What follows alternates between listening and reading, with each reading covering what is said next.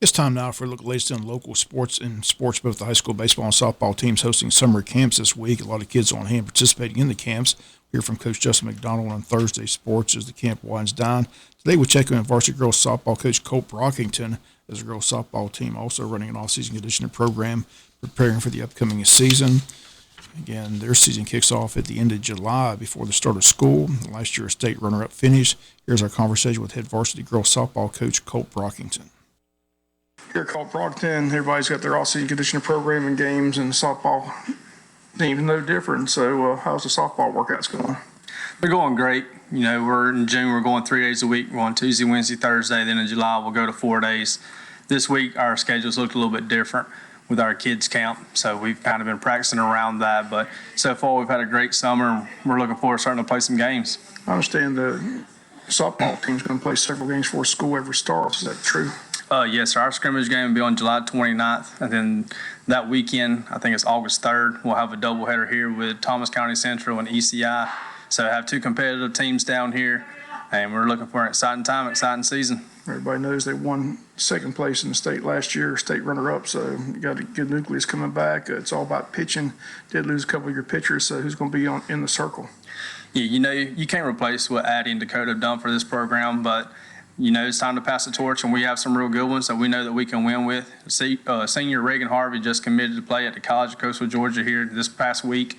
Then we'll be able to add Ada Sluter and Morgan Boatright, who both were able to throw some quality innings at the varsity level last year. And then we have some sleepers who's look good in their bullpens, Marley Wallen, Emulace Richardson. So it's looking good. We're very excited, and we know that our offense is going to produce. So as long as our pitchers compete in the circle, which they're very capable of, we're hoping that we can have another successful season. Everybody knows we're moving to that new region. I know you're familiar with Ware, but what does Warner Robbins and Perry bring to the table? Yeah, so Perry's probably going to be the team to beat along with us. Ware graduated 10 seniors last year. They did bring back their pitcher, and their pitcher threw a great game at our place on senior night last year. We only beat them 2-0, and Perry, they've been very young these last 2 years. So they came to our Super Regional 2 years ago. We were able to put them out and advance to Columbus. And this past year, they actually were able to find a way to Columbus as well. So we know it's going to be the team that makes the fewest mistakes is going to win that game. Okay, we wish you the best of luck. All right, thank you, Mr. Bob. Once again, those comments of Colt Brockton, again, the girls varsity softball coach. Again, both the softball team and baseball team running those camps this week at the ballparks. And between the two teams, there's close to 100 kids at the camps learning softball and baseball skills. One of the greatest ever to play the game of baseball died Tuesday at the age of 93. The Say Hey kid Willie Mays passed away. First ballot Hall of Famer, career that spanned over 20 years from 1951 to 1973. Majority with the San Francisco Giants, but ended his career with the New York Mets.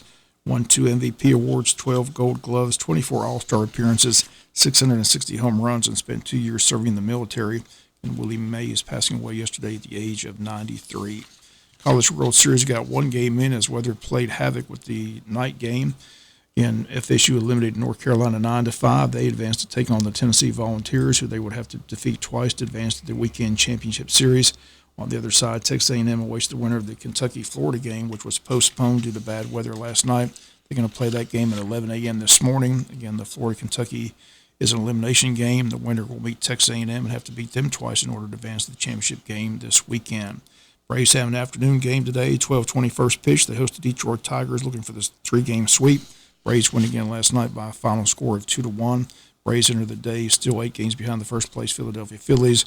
Braves and Phillies have a 3-game set coming up in Atlanta on July 5th, 6th, and 7th.